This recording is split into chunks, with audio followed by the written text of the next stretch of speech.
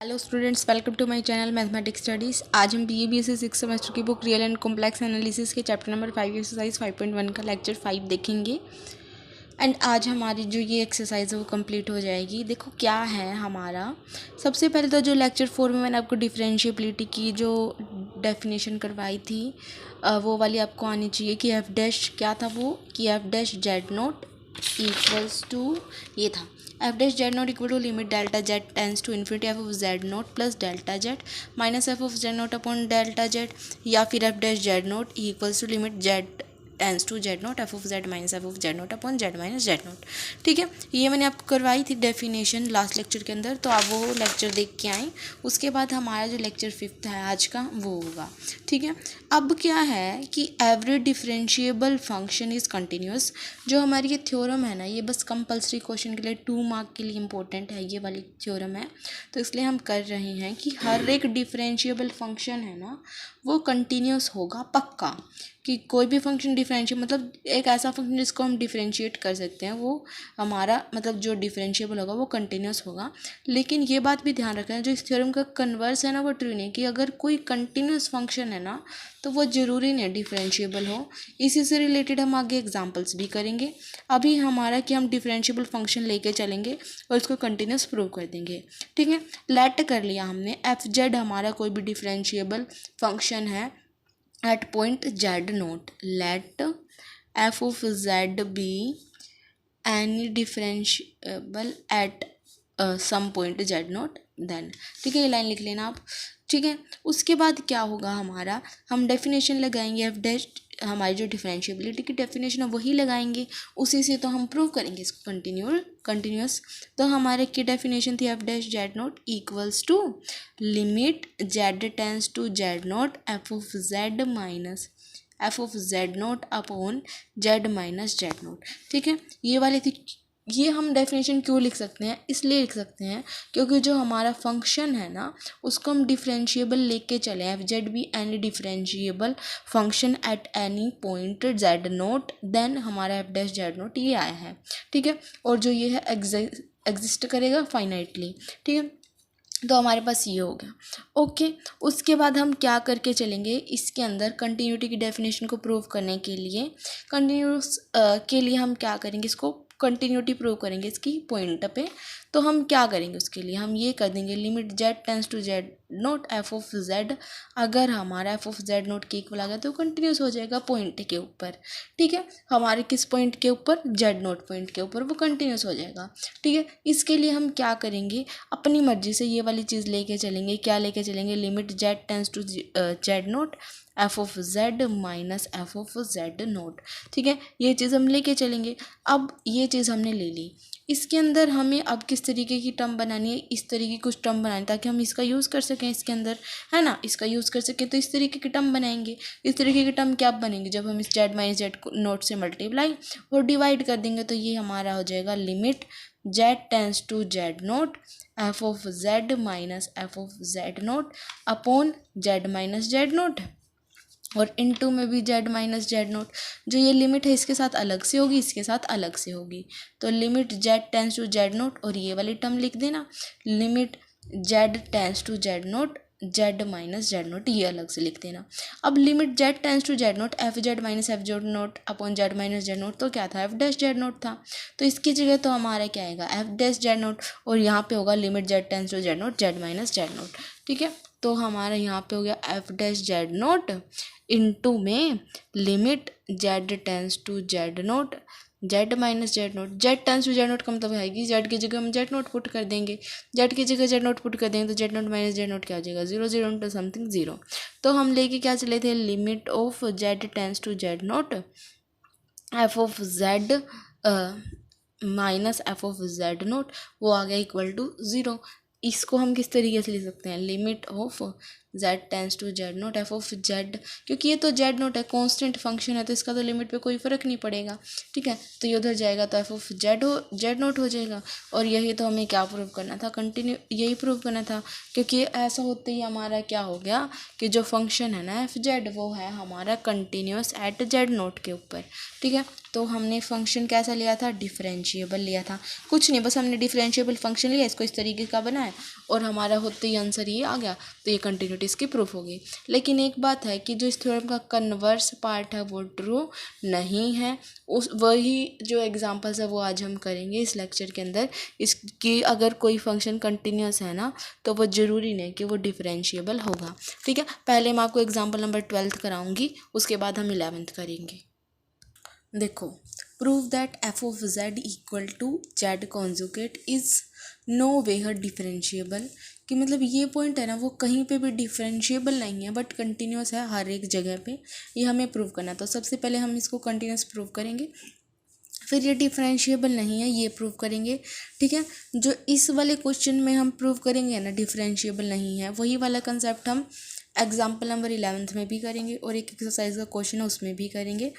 तो ये वाला एग्जाम्पल बिल्कुल अच्छे से समझना है। इससे रिलेटेड 2 और क्वेश्चंस हैं और इन तीनों क्वेश्चंस में ही 90% चांस है कि एक्सरसाइज में से एक क्वेश्चन आएगा और वो इन तीनों क्वेश्चन में से ही एक क्वेश्चन आने के ज़्यादा चांस हैं। ठीक है, बाकी कंपलसरी क्वेश्चन आ सकते हैं लेकिन ज़्यादा चांस जो ये क्वेश्चन है और आगे जो 2 क्वेश्चन करेंगे उनके आने के ज़्यादा चांस हैं। ठीक है, तो f of Z equal to Z conjugate दे रखा है हमें। ठीक है, हमें ये दे दिया। अब हमें क्या करना है, इसको कंटिन्यूस प्रूव करना है। कंटिन्यूस की डेफिनेशन हम ऑलरेडी पढ़ चुके हैं लास्ट लेक्चर्स के अंदर। उसके लिए हम क्या करते हैं, सबसे पहले एक एप्सिलॉन ग्रेटर देन 0 कोई गिवन नंबर लेते हैं और एक Z naught arbitrary point choose करते हैं। ठीक है, let epsilon greater than 0 be any given number.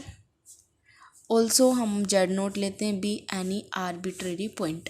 ठीक है, उसके बाद हमारा क्या होता है, f of Z minus F of Z naught, ये हम लेस देन एप्सिलॉन लेके चलते हैं। फिर z minus Z naught less than delta आ जाता है तो कंटिन्यूटी प्रूफ हो जाती है। F of Z minus F of Z naught होगा, ये एफ ऑफ जेड की वैल्यू क्या दे रखी है, z conjugate. F of Z naught क्या हो जाएगा, फिर जेड नोट का कॉन्जुगेट। इस तरीके से हो गया। फिर जो हमारी जो कॉन्जुगेट की प्रॉपर्टी है उसके अकॉर्डिंग हम इसको ऐसे लिखते हैं, Z minus Z note side में लिख दो बाय प्रॉपर्टी ऑफ कॉन्जुगेट। ठीक है, तो ये हमारे इसके इक्वल आ गया। उसके बाद क्या है, f of Z minus F of Z note हम लेके चले थे एप्सिलॉन से लेस, या तो हम लेके चलते हैं क्योंकि एप्सिलॉन गिवन नंबर है। अगर ये एप्सिलॉन से लेस है, ये इसके इक्वल है, तो ये भी एप्सिलॉन से लेस होगा if Z minus Z not less than epsilon. ठीक है, उसके बाद हमें क्या करना होता है, इसके अंदर जो भी ये टर्म होती है उसको चूज़ करना होता है डेल्टा। तो चूज़ कर दिया एप्सिलॉन इक्वल टू डेल्टा, तो f of Z minus F of Z not less than epsilon हो गया if Z minus Z not less than delta हो गया। और यही हमारा क्या होता है, कंटिन्यूस की डेफिनेशन होती है। तो जो हमारा फंक्शन है, हैंस फंक्शन इज़ कंटिन्यूस। ठीक है, एवरीवेयर यही बोल रखा था ना कि जो फंक्शन है ना वो कंटिन्यूस है हर एक जगह पे। तो हमने हर एक पॉइंट के ले लिया क्योंकि आर्बिट्ररी पॉइंट कुछ भी हो सकता है, तो ये वैल्यू हमारी हर एक के लिए आ गई कि जो फंक्शन है वो कंटिन्यूस होगा। अब बात आई, इन्होंने बोला है कि ये प्रूव करके दिखाओ डिफरेंशिएबल नहीं है। डिफरेंशिएबल की जो डेफिनेशन थी उसके अकॉर्डिंग हमारा क्या था, F dash Z naught equals to limit delta Z tends to 0 F of Z naught plus delta Z minus F of Z naught upon delta Z, यही थी डेफिनेशन। तो यहाँ पे हम उसी का यूज़ करेंगे। क्या थी, F dash Z naught equals to limit of delta Z tends to 0 F of Z naught plus delta Z minus F of Z naught upon delta Z. ठीक है, ये आ गया। उसके बाद हमें पता है f of Z naught plus delta Z क्या आएगा, यहाँ पे पुट करेंगे तो Z naught plus delta Z का कॉन्जुगेट, और ये एफ ऑफ जेड नोट क्या आएगा, डेल्टा जेड जेड नोट का कॉन्जुगेट अपॉन में डेल्टा जेड, और ये वैल्यू हम पुट करके नेक्स्ट पेज पे लिखेंगे। अब मैंने आपको एक लेक्चर 1 था जो इसी एक्सरसाइज का जो लेक्चर 1 था बेसिक के नाम से, उसमें मैंने आपको बताया था कि अगर इस तरीके से हमारी मोड के अंदर कॉन्जुगेट के अंदर अगर हमारा किन्हीं 2 के ऊपर कॉन्जुगेट है तो ऐड के अंदर हम उनको कॉन्जुगेट को अलग अलग कर सकते हैं। ये हमारी कॉन्जुगेट की प्रॉपर्टी होती है। तो इसी तरीके से हम यहाँ पे भी कर सकते हैं। तो जेड नोट का कॉन्जुगेट और ये कॉन्जुगेट हमारा क्या हो गया, अलग हो गया, और ये हो गया इस तरीके से कैंसिल। ठीक है, तो लिमिट डेल्टा जेड टू, यहाँ पे आ गया limit delta of Z tends to 0 इसका कॉन्जुगेट अपॉन में डेल्टा जेड। ठीक है, अब यहाँ पे अगर मैं 0 पुट कर दूँ तो इन्फिनिटी हो जाएगा, नॉट डिफाइन है, कुछ नहीं हो सकता, और ऊपर भी इसका कॉन्जुगेट ही है। ठीक है, तो अब हमें क्या करना पड़ेगा, और हमें इसको शो क्या करके दिखाना है कि ये डिफरेंशिएबल नहीं है। अब ये डिफरेंशिएबल नहीं है, कैसे प्रूफ हो सकती है हमारी ये टर्म की ये डिफरेंशिएबल नहीं है, ये इस तरीके से प्रूफ हो सकती है कि हमारी एक ही लिमिट अगर हमारा रूल होता है कि जो हमारी एक लिमिट है ना वो हमें सिर्फ और सिर्फ यूनिक आंसर दे सकती है, एक ही आंसर दे सकती है। अगर हम ये प्रूव कर दें कि हमने दो पाथ ले लिए, एक तो एक्स एक्सिस के लॉन्ग और एक वाई एक्सिस के लॉन्ग, और इसके लॉन्ग कुछ और आंसर आए, इसके लॉन्ग कुछ और आंसर आए, तो हमारी यूनिकनेस रहेगी नहीं। और अगर हमारा लिमिट हमारा यूनिक आंसर नहीं दे रही तो इसका मतलब क्या होता है, डिफरेंशिएबिलिटी एग्जिस्ट नहीं कर रही, जो फंक्शन है वो डिफरेंशिएबल नहीं है। ठीक है, तो नोट डिफरेंशिएबिलिटी को प्रूव करने के लिए हम यहाँ पे यही कंसेप्ट यूज़ करेंगे। वो कंसेप्ट क्या है, वो कंसेप्ट ये है कि हम इसको पाथ में सिलेक्ट करेंगे। यहाँ पे हम पाथ सिलेक्ट करेंगे एक्स एक्सिस के लॉन्ग और वाई एक्सिस के लॉन्ग। ठीक है, जब हम एक्स एक्सिस के लॉन्ग लेंगे तो वाई को कांस्टेंट ले लेंगे, जब हम वाई एक्सिस के लॉन्ग लेंगे तो एक्स को कांस्टेंट ले लेंगे, और जब हम इसके आंसर निकालेंगे तो एक्स एक्सिस के लॉन्ग कुछ और आंसर आएगा, वाई एक्सिस के लॉन्ग कुछ और आंसर आएगा। उसकी वजह से हमारी जो लिमिट है वो यूनिक नहीं रहेगी। अगर यूनिक नहीं रहे तो डिफरेंशिएबल भी नहीं रहेगी। ठीक है, तो सबसे पहले हम क्या लेंगे, पाथ लेंगे अलोंग एक्स एक्सिस, तो वाई कांस्टेंट हो जाएगा तो वाई को के ले लेंगे। If delta Z tends to zero, हमने मतलब जो ये इस लिमिट के लॉन्ग पाथ ले लिया जो कि पैरेलल है एक्स एक्सिस के, मतलब हमने y इक्वल्स टू कॉन्स्टेंट ले लिया इस तरीके से। ठीक है, तो जो हमारा डेल्टा ऑफ जेड है वो क्या होगा हमारा, देखो जेड क्या होता है हमारा x plus iota of y, delta of Z क्या होगा हमारा चेंज होगा। ठीक है, तो वो चेंज किस तरीके से होगा, एक्स एक्सिस के अलोंग हमने लिया है ना, तो देखो ये होता है x plus iota y, change ले रहे हैं एक्स प्लस आयोटा वाई, किसके अलोंग चेंज ले रहे हैं, एक्स एक्सिस के अलोंग, तो यहाँ पे क्या हो जाएगा डेल्टा ऑफ एक्स। जब वाई एक्सिस के अलोंग चेंज लेंगे तो वाई प्लस डेल्टा वाई हो जाएगा। ठीक है, तो ये टर्म होगी, इसमें तो कोई दिक्कत नहीं है। अब इसको ओपन करो, ओपन करेंगे तो हमारा X plus delta of X plus iota Y minus X minus of iota Y, ये टर्म कैंसिल होगी, तो डेल्टा ऑफ जेड हमारे किसके इक्वल आ गया, डेल्टा ऑफ एक्स। हमें पता है इसके अंदर जो एक्स वाला पार्ट होता है वो रियल होता है और वाई वाला इमेजिनरी, क्योंकि इसके साथ आयोटा इसलिए ही इमेजिनरी पार्ट हो गया। ठीक है, अब जो डेल्टा ऑफ जेड किसके को आ गया, डेल्टा ऑफ एक्स के। हमें क्वेश्चन में डेल्टा ऑफ जेड तो चाहिए, साथ में इसका कॉन्जुगेट भी चाहिए, तो हम दोनों साइड कॉन्जुगेट और ले लेते हैं। अब रियल पार्ट है, रियल पार्ट के ऊपर कॉन्जुगेट लगाएंगे तो कोई फर्क नहीं पड़ेगा। कॉन्जुगेट का मतलब होता है जहाँ पे भी आयोटा उसकी जगह माइनस आयोटा बदल जाएगा, लेकिन रियल पार्ट में तो आयोटा होता ही नहीं है, तो कोई फर्क नहीं पड़ेगा। तो यहाँ पे कॉन्जुगेट भी डेल्टा ऑफ एक्स आ गया, ऐसे का ऐसे। ठीक है, तो हमारी ये टर्म आ गई। अब हमें क्या करना है, इसके अंदर पुट कर देना वन के अंदर इन टर्म्स को।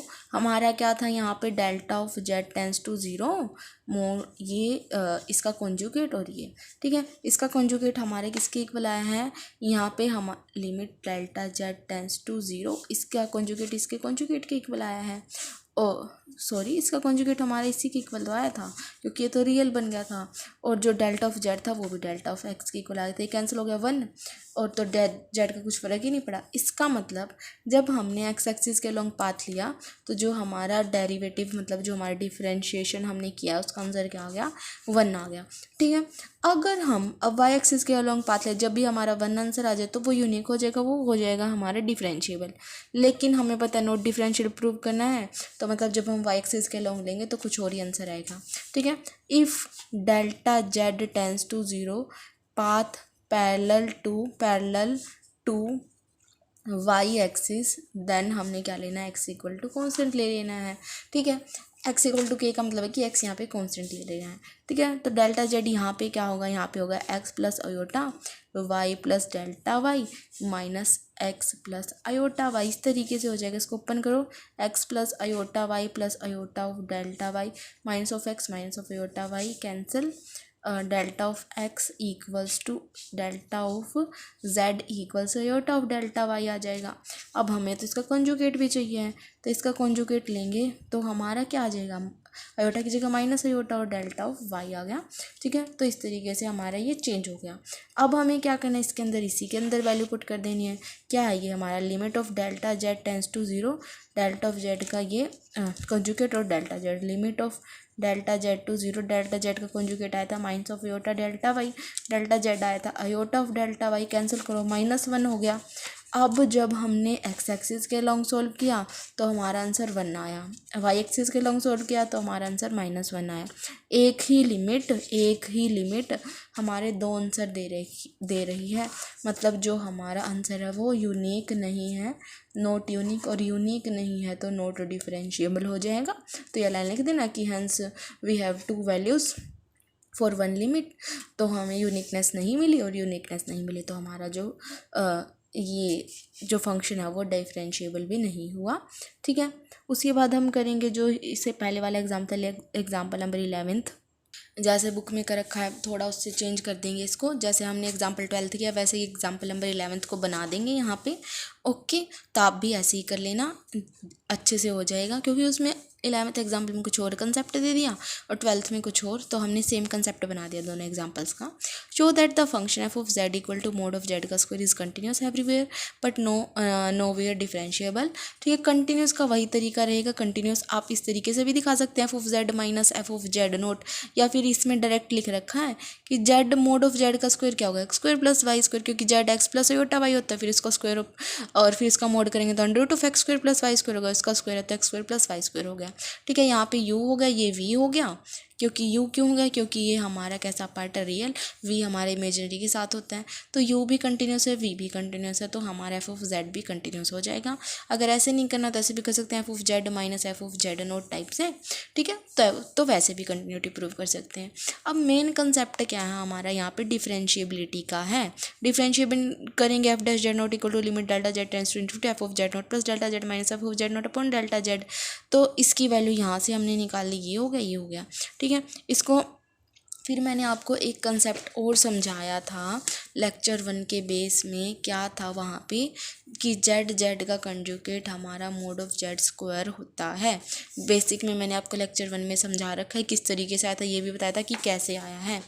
तो यहाँ पे वही है, उसका मोड है, तो इसको एक तो ये लिख सकते हैं और इसका कॉन्जुगेट लिख सकते हैं, ये मैंने लेक्चर 1 में समझाया था बेसिक में अच्छे से। सिमिलर इसको ऐसे लिख सकते हैं, जेड नोट और जेड नोट का कॉन्जुगेट डेल्टा जेड आ गया, ये टर्म ऐसे होगी। इसके कॉन्जुगेट को भी अलग अलग से ओपन कर सकते हैं, ये भी बता रखा है।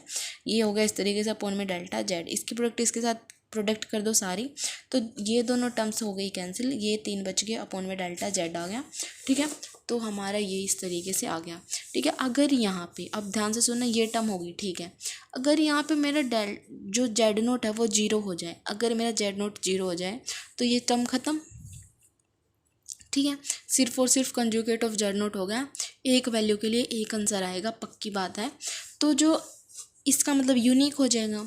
अगर मेरा जेड नोट 0 हो गया तो देखो जेड नोट 0 हो गया, ये हो गया 0, जेड नोट अगर हमारा 0 का कंजुगेट भी क्या आ जाएगा, 0 हो जाएगा, तो हमारे क्या है, एक यूनिक ही आंसर मिल रहा है ना।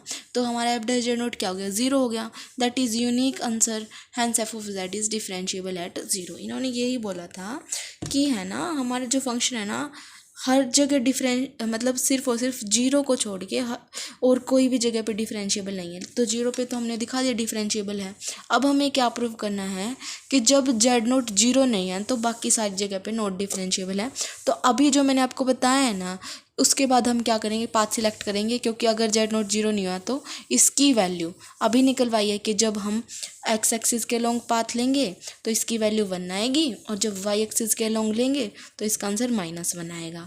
पाथ अलोंग एक्स एक्सिस, तो हमारा जो यहाँ पे वैल्यू यहाँ पे 1 हो जाएगी, तो Z naught plus z naught का कंजुगेट, वाई एक्सिस के लॉन्ग इसकी वैल्यू -1 आएगी, तो minus of Z naught plus z naught का conjugate, hence the result is not unique. तो रिजल्ट यूनिक नहीं है, एक्स एक्सिस का लॉन्ग इसका आंसर यह है, वाई एक्सिस का लॉन्ग इसका आंसर यह है, तो हमारे डिफरेंशिएबल नहीं होगा एक्सेप्ट ओरिजिन को छोड़ के, और कहीं पे भी डिफरेंशिएबल नहीं होगा। बुक में कुछ और दे रखा है, इस तरीके से कर लेना आपको। ठीक है, उसके बाद है क्वेश्चन नंबर 14th। ठीक है, जो कि एक्सरसाइज का क्वेश्चन है, वो भी इसी तरीके के, तीनों बहुत इंपॉर्टेंट क्वेश्चन है। ये बिल्कुल सेम तरीके का, एफ ऑफ जेड दे दिया, उसके बाद आर्बिट्ररी पॉइंट ले लिया, कंटिन्यूस हो जाएगा प्रूफ, कोई दिक्कत नहीं है। एफ डैश जेड नोट हमने ले लिया, यहाँ से वैल्यू निकाल ली, इस तरीके से हमारा ये हो गया। ठीक है, हमने ये ले लिया इस तरीके से। यहाँ पे हमें क्या किया है, इसके अंदर जो इसके हमने क्यों किया है ये वाली टर्म, क्योंकि हमें ना स्क्वायर बनाना है, इसका स्क्वायर बनाना है, तो हमने इसको क्या कर दिया, इस टर्म से मल्टीप्लाई और इस टर्म से डिवाइड कर दिया। ठीक है, स्क्वायर क्यों बनाना है, क्योंकि ताकि पिछला क्वेश्चन जैसे हुआ है ना, वो मोड ओपन करने के बाद हमारी इस तरीके की टर्म बन जाए और फिर हम नॉर्मल सोल्व कर पाएँ, इस वजह से इस तरीके से किया है। तो हमने प्रोडक्ट और डिवाइड कर दिया, इसको सिंपल सॉल्व किया, जेड नोट की प्रोडक्ट इसके साथ हो गई। इसको हम इस तरीके से इसके कंजुगेट और सिंपल में ओपन कर सकते हैं, सिमिलर इसको भी कर सकते हैं। उसके बाद इसको अलग अलग कर दिया, इसकी प्रोडक्ट कर दी, जो कैंसिल होता है वो कैंसिल हो गया, ये टर्म आ गई और बाय में ये टर्म हो गया हमारा। ठीक है, उसके बाद हमारा इस तरीके से हमने अलग अलग कर लिया। जो जेड नोट अगर हमारा क्या होगा यहाँ पे, डेल्टा ऑफ जेड अगर ज़ीरो की तरफ टेंड होगा तो ये ज़ीरो होगी, ये बचेगी टर्म। ठीक है, फिर अब हमारे पास ये टर्म वापस आ गई। अगर हम एक्स एक्सिस के लॉन्ग लेंगे तो इसका आंसर 1 आ जाएगा, वाई एक्सिस के लोगे तो इसका आंसर -1 आ जाएगा।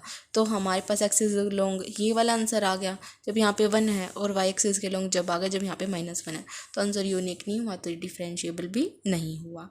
ठीक है, अब है इस एक्सरसाइज का सबसे ज़्यादा आसान कंसेप्ट क्या है, रूल ऑफ डिफरेंशिएशन, जो हमारे रियल में होते हैं इस तरीके के हमारे कॉम्प्लेक्स के अंदर भी। तो ये आप पढ़ लेना, कुछ भी नहीं है इसमें। हम करेंगे questions using rules of differentiation, find the derivative of cos square 2z + 3 iota. ठीक है, हमें इसका डेरिवेटिव निकालना है, इसको z के रिस्पेक्ट में डेरिवेटिव करना है, तो d/dz cos square 2z + 3 iota करना है।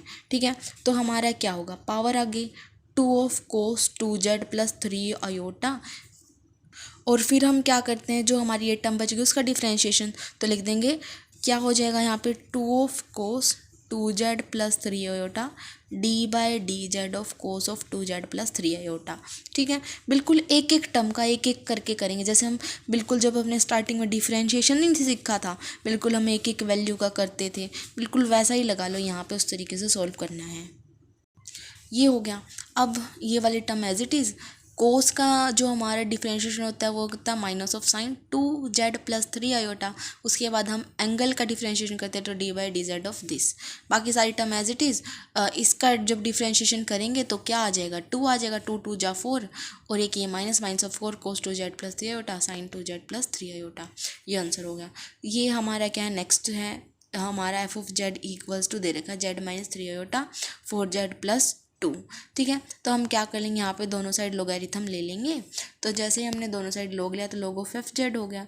यहाँ पे लोग लेंगे log m की पावर n, तो क्या हो जाएगा n log m, तो ये आ गया log ऑफ z - 3 आयोटा हो गया। ठीक है, ये हो गया। अब जो ये log है वो उधर जाएगा, तो मतलब ये लगा लो, दोनों साइड एक्सपोनेंशियल ले लिया, एंटी लॉग लिया, तो log e हमारे क्या होता है 1 होता है, तो e की पावर उधर चला गई है। अब हमें क्या करना है, इसका डिफरेंशिएशन करना था, d/dz दोनों साइड ले लिया, बिल्कुल नॉर्मल डिफरेंशिएशन करना है, हमें कुछ नहीं करना है इसके अंदर।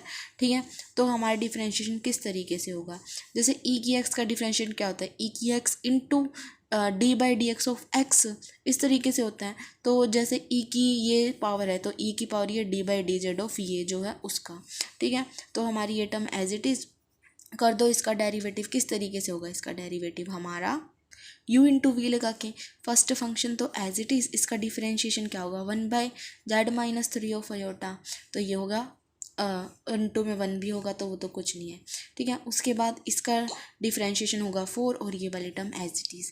ठीक है, जो हमारा ये है, हमने क्या किया है इसके अंदर, जैसे ये है log ऑफ z - 3 आयोटा, और ये टर्म है इस तरीके से log m की पावर n log m होता है। ठीक है, तो log m की पावर n भी हो सकता है, तो ये पावर ऊपर चली जाएगी, तो क्या हो जाएगा इस तरीके से, e ऑफ log z - 3 आयोटा की power 4z + 2, e of log 1 होगा, तो यहाँ पे बच गया 3z - 3 आयोटा की पावर 4z + 2, और ये टर्म एज इट इज़। ठीक है, उसके बाद हमने क्या किया इसके अंदर, देखो इसकी प्रोडक्ट कर देंगे, अंदर इस वाले टर्म को प्रोडक्ट कर देंगे। जब इसकी प्रोडक्ट करेंगे तो एक पावर ये है, ये 2 पावर ऊपर जाके -1 है, तो 4z + 1 हो गया। फिर इसकी प्रोडक्ट कर दी और ये हमारे इस तरीके से आ गया। ओके, एक्सरसाइज का क्वेश्चन नंबर 13 है ये हमारा, बिल्कुल सेम तरीके के f(z) दे रखा है। इसका डिफरेंशिएशन करेंगे तो क्या आएगा 2 of sin 2z + 3 iota d/dz of 2z + 3 iota.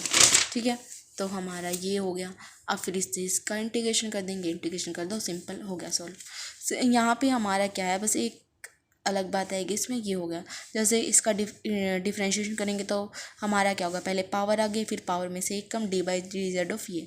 जो साइन हाइपरबोलिक का होता है ना, जैसे हमारा जो साइन इनवर्स का होता है 1/1 + x² टाइप से होता है, यहाँ पे माइनस आ जाता है बीच में, ठीक है। ये हमारे रूल के अकॉर्डिंग होता है हाइपरबोलिक में। उसके बाद नॉर्मल सॉल्व करना है, ठीक है, इस तरीके से। तो यहाँ पे जो हमारी एक्सरसाइज है वो होती है finish. Okay, thank you guys for watching my video.